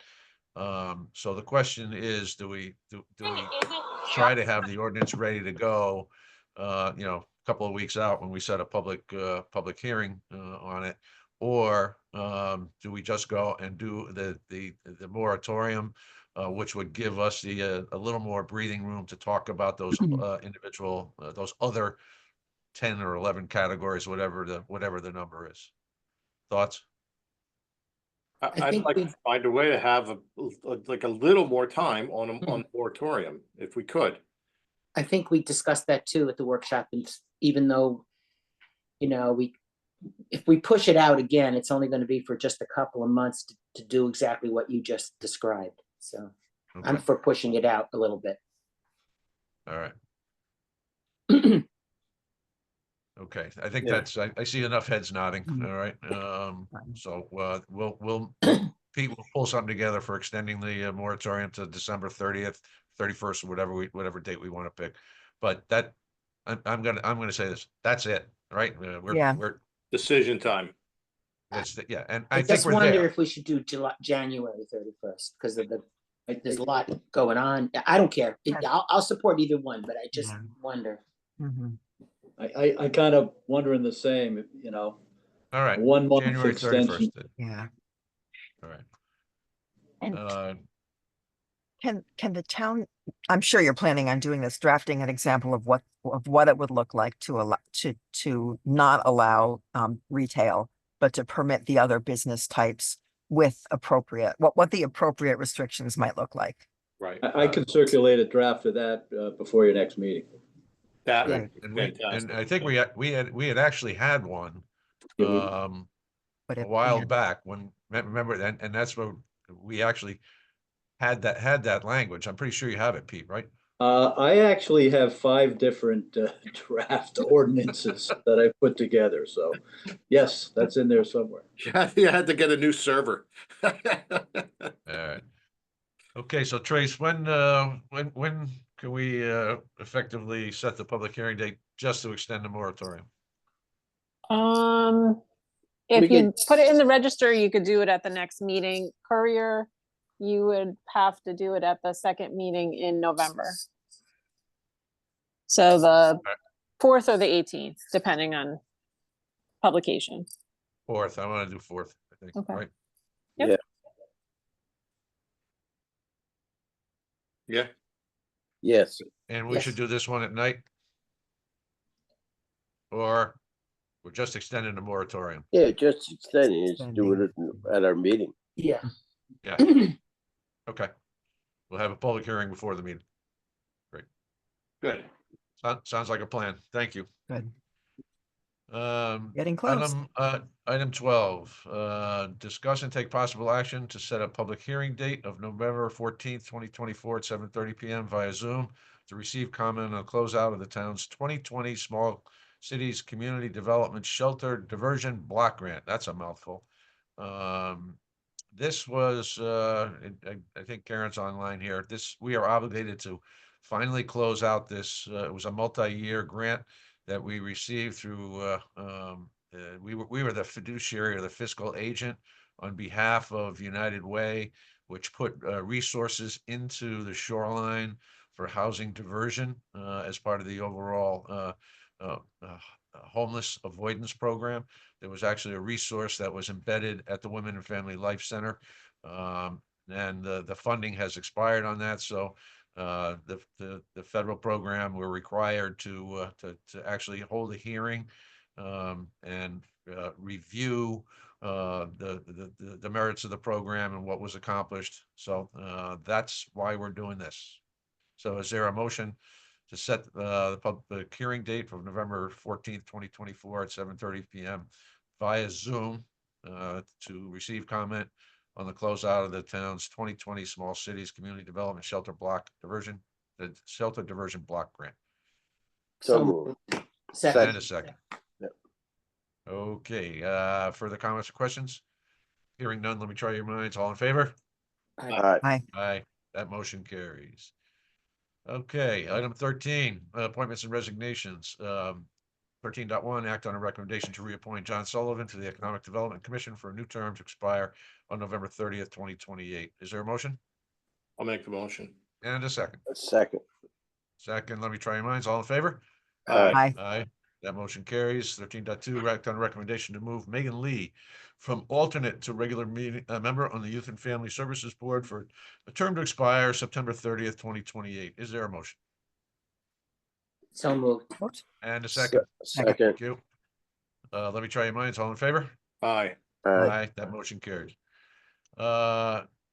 3, act on a recommendation to move Christy Huntley from alternate to regular member on the Youth and Family Services Board to fill a vacancy for a term on September 30th, 2026. Is I'd there a like to motion? make the motion. Thank I you. will- And a second? Second. Second. Thanks, Sue. Let me try your minds. All in favor? Aye. Aye. Aye. That motion carries. 13.4, act on a recommendation to appoint Ken Wilson Jr. to the Board of Fire Commissioners to fill a vacancy for a term to expire October 16th, 2027. Is there a motion? I'd like to move it. And a second? I'll make the second. Let me try your minds. All in favor? Aye. Aye. Aye, that motion carries.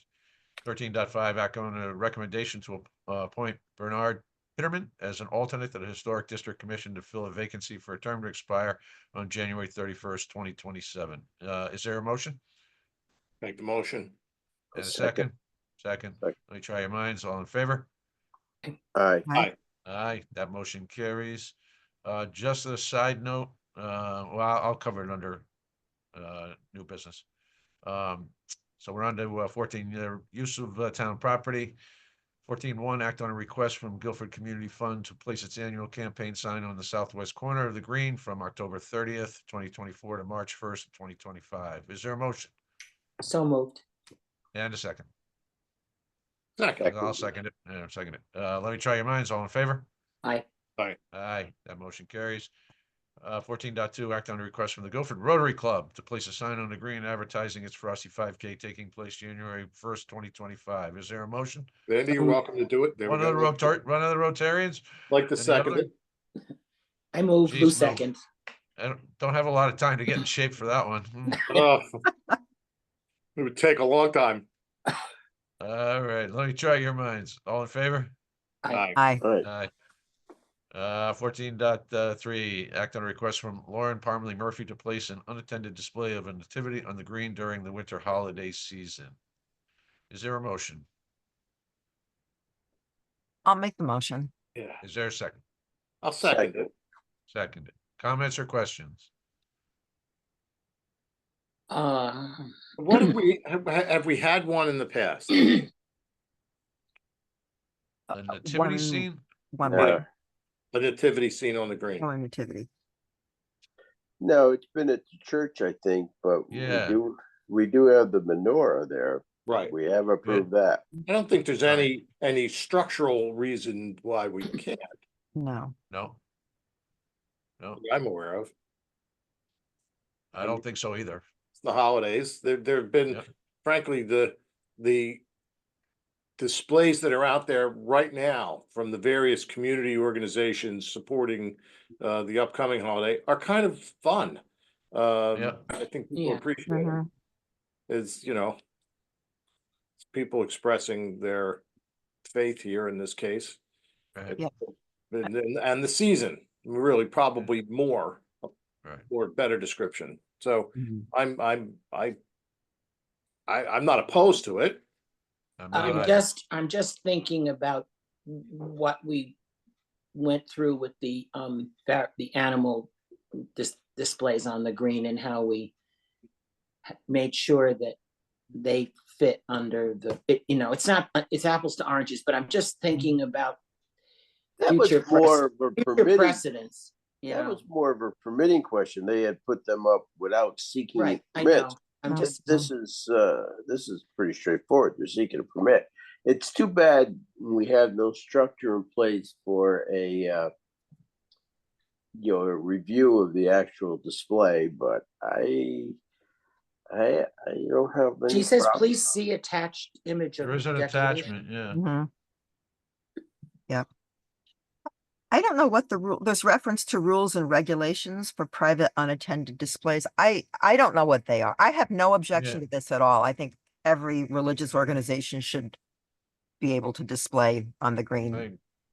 But I I agree. don't know what those rules are. So. Right. Well, I think the one thing that we need to focus on here is we traditionally do not allow individuals. It has to be a nonprofit. I thought about that, but if you look at the form under name of applicant, right under it, it says organization/individual. So, It does? yeah, line 1 of the form itself, organization/individual. Applicant or organization/individual. Yeah, I thought that was one of the reasons that we did ask for the artistic for the penguins and so on to be sponsored by a nonprofit organization. I thought that was why we did it, but I'm seeing this Yeah. on here, so I don't know what the. Let me see if I can find the minutes or the green rules and regs. Hold on. Got 'em. Mhm. Let me just take a look. This in looking at the construction, I mean, this looks like a prefab display type thing that just readily 25 available. inches tall, yeah. Yeah, it's not It's large. pretty straightforward and simplistic, frankly. So it's Mhm. not as if it's going to be anything overwhelming. Yep. Yeah, I tend to agree with Susan. Yeah. And then they want to, Sorry to keep cracking jokes here, but I got a little shook up when I read number 5, display description, and it says all white I saw Holy this. Family. I thought, what? But that's not what that means. The display itself I is think just they just mean one it's color, monochromatic. monochromatic. and the placement's okay with everybody? It says inside the fence next to the tree. Because last year, weren't there reindeer around the tree? Well, I don't know if I like that idea. That's Oh, almost they like have it, some- they have it in grid section 9. Well, she I'm says looking. section, yeah. Oh, wait, what field? Yeah, maybe it is down near the tree. No, near some spruce. Wait a second. Yeah, I That's don't weird. know if I agree with the next to tree part. I mean, that's almost like some special consideration or something. It almost looks like the town is sponsoring the nativity next to the tree if it's inside the fence. I guess that's what I'm saying. Yeah, I don't know if I would go that. Yeah, I tend to agree, you know. Yeah, I know think that they that's, don't- I that- think that's too, it's. I don't think it should be in, I don't think it should be inside the fence next to the tree. I'll just say it. Yeah, the Okay. tree inside the fence is Yeah. the town's Yeah. display, and this display, Because then it looks like we set up the nativity. yeah, that's what I'm trying to say. We, the town, I mean. yeah. Because the All right, menorah is so- not inside the fence next to the tree. you No, know. it's not. Yeah, well.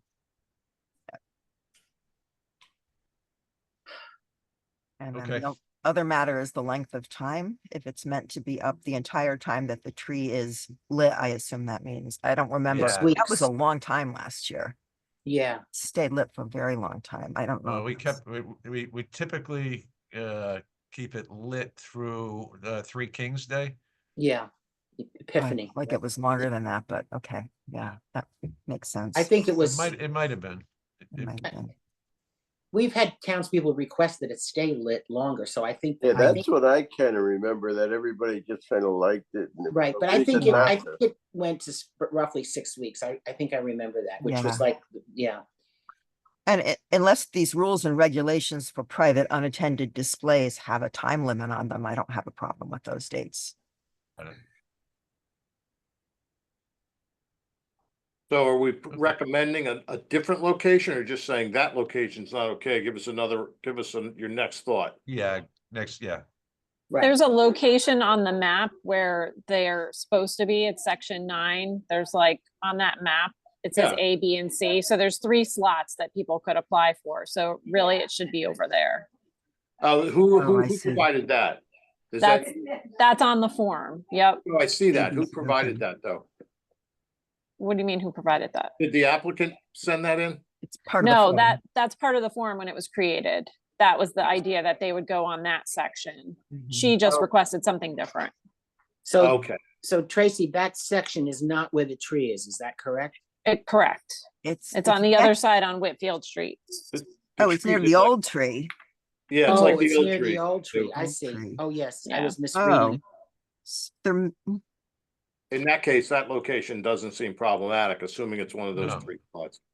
That's great. That's good to know. There's some structure in place already for this concept. well, the request is not for section 9. I don't think it's for next to the tree. Right. Right, right. Yeah. I wouldn't approve it immediately inside the fence for the reasons. No. Either expressed. way, no. I No, mean, we're not endorsing it. We're allowing an Right. expression by someone. Are these kinds of things coordinated? In other words, is the menorah going up at the same time? No.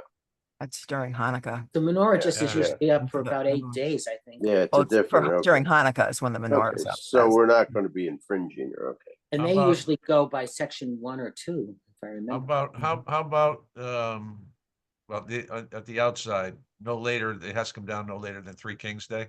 Cause that's, Yeah. Yes. that's pretty germane to the Yeah. nativity Yeah. scene, right? I think that's good. And they can put it up, after Yeah. the tree lighting. Or the Like same day of the tree lighting, Same day day of of, the day tree. of. day Yeah, of. day of is good. And I'm okay with any place on the green as long as it's not within the fence that Fence, surrounds right. the tree, That's fine. whatever they want to do. It sounds like consensus. Mhm. Yeah, not All to right. quibble with that last point. I'm sort of okay with any place, but the advantage of having someone already think through 3 slots just avoids us having to sort of think about this every single time. And there's 3 locations that sort of make sense for these types of things. Yeah, I So, think we should, I don't know. I'm gonna venture a guess that that is still on the form from several years ago when the tree was over there. yeah, Yeah. might be. Now that, and it doesn't, it's not relevant for this request. They didn't ask to have it over there. So we're gonna wait for them to make a recommendation. We're gonna make a follow-up decision. No, Yeah. I think we should approve it for any, Approve I it. think we should approve it for anywhere on the green, but it can't be within the fence. Around the Yeah, tree. I'm good with that. Yep. That's the plan. Okay, let me try your minds. All in favor? But before we vote, anywhere outside of the fence could be directly adjacent to the fence. I would suggest that it's got to be in one of the other than a grid section where the tree is. Maybe that solves us. Yeah, can we just maybe eliminate the grid that the tree is in and the two adjoining grids, you know what I mean? Nothing in front of the town hall because it's gonna get associated with the town tree, Yeah. you know, otherwise. So if Right. we say anywhere but sections 7, 8, and 10, is that? Just does that looking. accomplish it? Yeah, that looks like Yeah. it gets. Yeah. Yeah.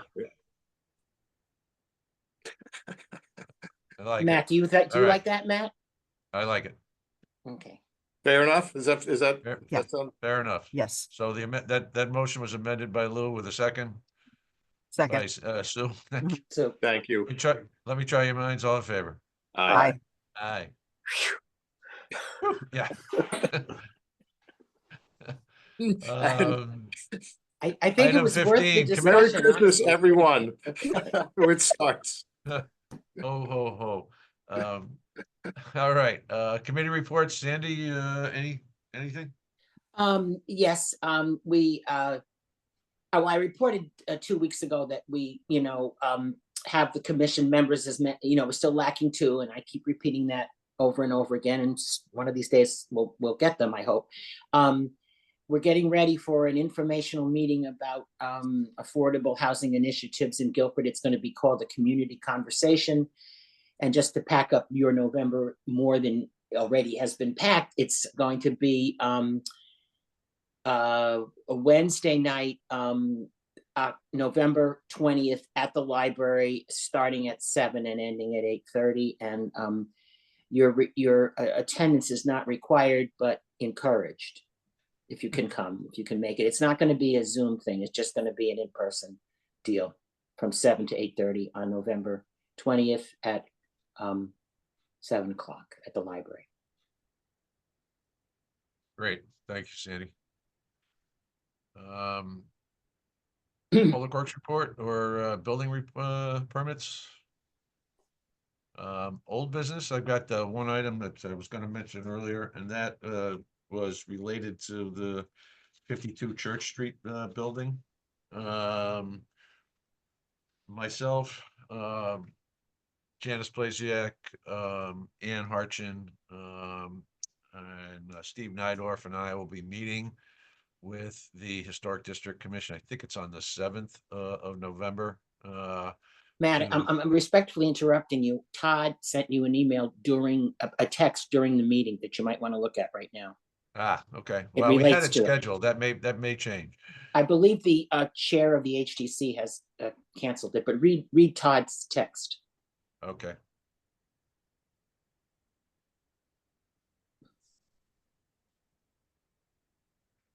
Hold on. It came through during our meeting, so All right. about maybe 9 o'clock or so. Okay. I'm not sure.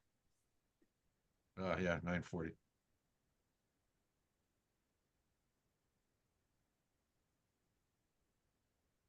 Okay, looks like she has canceled the meeting, so we thought this was gonna be an opportunity for us to go in and discuss the ramifications of the recommendation by the health director that the building was not fit for occupancy either for living or even working in. And we were allegedly gonna talk about the options available to capping as opposed to remediating and what that would look like, but well, just respectfully, she might cancel the meeting, but you can call the meeting. Oh, I'm just saying. absolutely. Yeah. Absolutely. I mean, this is an important issue in our town, and it's Right. got to get resolved sooner or Yeah, later. and it was largely over whether or not there was going to be a public meeting, or it was originally intended to be a working meeting between Right. the town representatives and the HDC Yeah. folks relative to the options. It then started to morph into a public meeting where folks were going to be able to comment on the building itself. So and whether or not it should come down, which was not the intent at all. We are firmly moving forward with the potential demolition of that facility based on the recommendation from our health director as a result of the phase 2 environmental study. So I think you have a right to call it as a working meeting right now. If Yep. And after that, if it is necessary to have a public meeting, fine, but I think you should stick to your plan. right. Well, the public meetings will be there when we make our application. Right.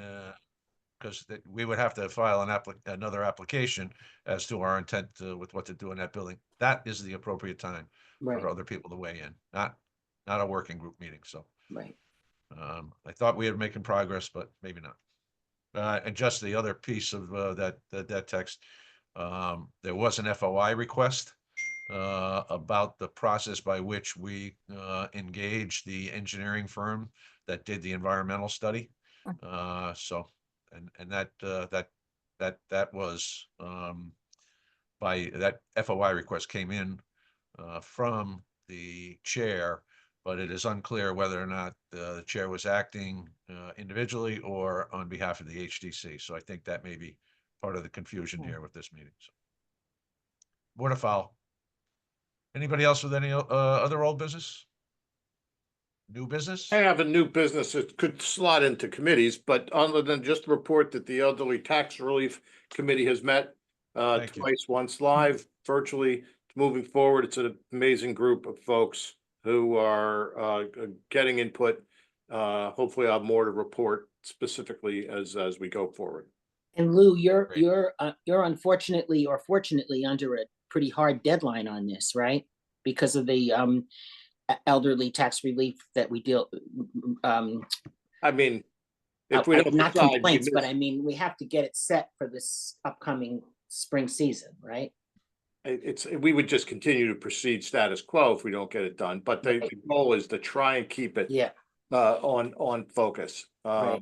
Turns out that there's one or two. Once you open these things up, there's one or two issues that we got input from staff and a consultant, and we're trying to see how that factors in. But the hope is that any changes are incremental and not completely disruptive to what we're trying to do. So hopefully we can stay on a timeline. Thank you. Great, thanks, Lou. Okay, anything else? No, all right.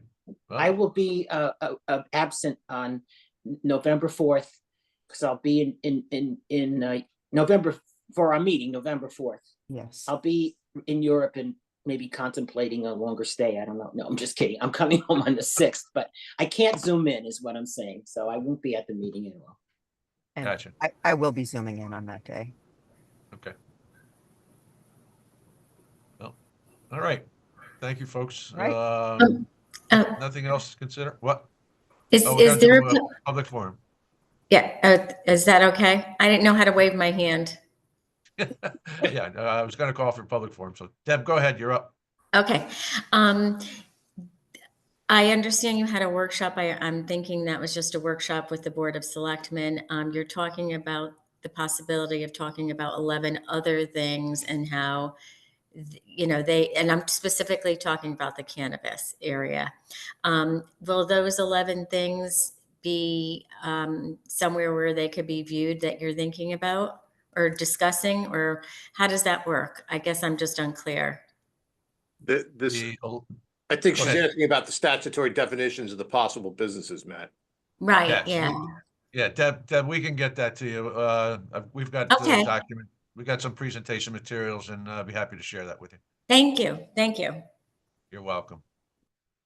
Anyone else, public forum? Okay. Hearing none, I'll entertain a motion to adjourn. Make the motion. Second. Second. Non-debatable. All in favor? Bye. Take care, everyone. Okay, thanks, everyone. Bye. Have a great day. Thank you.